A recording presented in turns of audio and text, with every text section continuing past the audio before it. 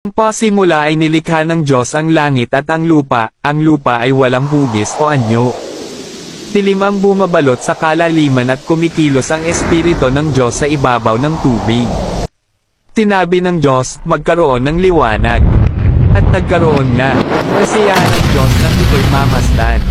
Pinagbukod niya ang liwanag at ang dilim. Ang liwanag ay tinawag niyang araw, at ang dilim naman ay tinawag na gabi. Lumipas ang gabi, at sumapit ang umaga, iyon ang unang araw. Sinabi ng Diyos, magkaroon ng kalabikang maghahati sa tubig upang ito'y magkahiwalay. At nangyari ito. Ginawa ng Diyos na pumigitan ang kalawakan sa tubig na nasa itaas at sa tubig na nasa ibaba. Langit ang itinawag niya sa kalawakan. Lumipas ang gabi, at sumapit ang umaga, iyon ang ikalawang araw. Sinabi ng Diyos, magsama-sama sa isang dako ang tubig sa silong ng langit upang lumitaw ang lupa. At nangyari nga ito. Tinawag niyang lupa ang tuyong bahagi at dagat naman ang nagsama-samang tubig. Kasiyahan siya nang ito'y mamasdan. Pagkatapos, sinabi ng Diyos, magkaroon sa lupa ng lahat ng uri ng tumutubong halamang nagkakabinhi at mga punong namumunga. At nangyari ito. Tumubo nga sa lupa ang gayong mga halaman. Kasiyahan siya nang ito'y mamasdan. Lumipas ang gabi, at sumapit ang umaga, iyon ang ikatlong araw. Sinabi ng Diyos, magkaroon ng mga tanglaw sa langit upang mabukod ang araw sa gabi. Ito ang magiging batayan sa bilang ng mga araw, taon at kapistahan. Mula sa langit, ang mga ito'y magbibigay ng liwanag sa daigdig. At gayon nga ang nangyari. Nilikha ng Diyos ang dalawang malalaking tanglaw, ang araw, upang magbigay liwanag sa maghapon, at ang buwan, upang tumanglo kung gabi. Nilikha rin niya ang mga bituin. Inilagay niya sa langit ang mga tanglaw na ito upang magbigay ng liwanag sa daigdig, tumanglo kung araw at gabi, at magbukod sa liwanag at dilim. Nasiyahan ng Diyos nang ito'y kanyang mamasdan. Lumipas ang gabi, at sumapit ang umaga, iyon ang ika-4 na araw. Sinabi ng Diyos, magkaroon sa tubig ng maraming bagay na may buhay, at magkaroon din ng mga ibon sa himpapawid.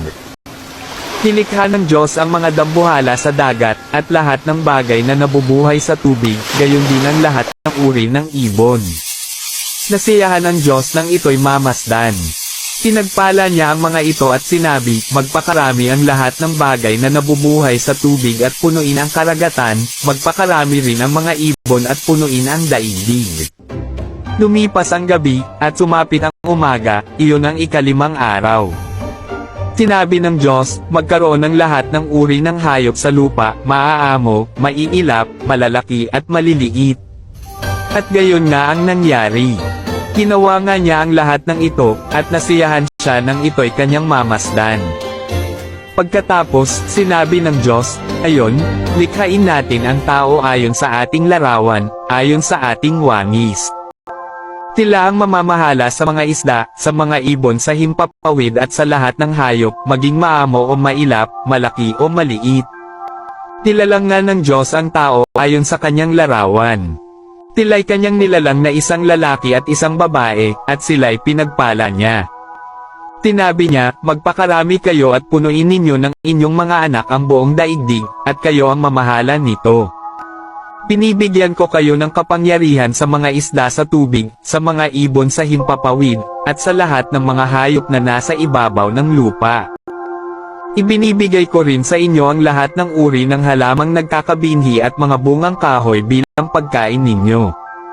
Ang lahat ng halamang iyan ay ibinibigay ko naman sa lahat ng hayop sa ibabaw ng lupa at sa lahat ng mga ibon. At ito nga ang nangyari. Pinagmasdan ng Diyos ang lahat niyang ginawa, at lubos siyang nasiyahan. Lumipas ang gabi, at sumapit ang umaga, iyon ang ika-6 na araw.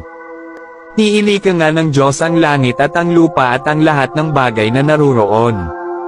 Tinapos niyang likhain ang lahat ng ito sa loob ng 6 na araw, at siya'y nagpahinga sa ika-7 araw. Pinagpala niya ang ika-7 araw at itinuring itong banal, sapagkat sa araw na ito siya nagpahinga matapos likhain ang lahat. Ganito ang pagkalikha sa langit at sa lupa.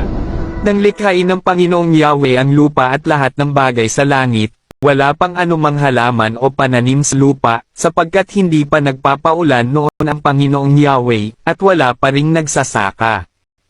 Ngunit mayroon ng bukal ng tubig na dumidilig sa kapatagan sa lupa. Pagkatapos, ginawa ng Panginoong Yahweh ang tao mula sa alabok, hinangahan niya sa ilong, at nagkaroon ito ng buhay.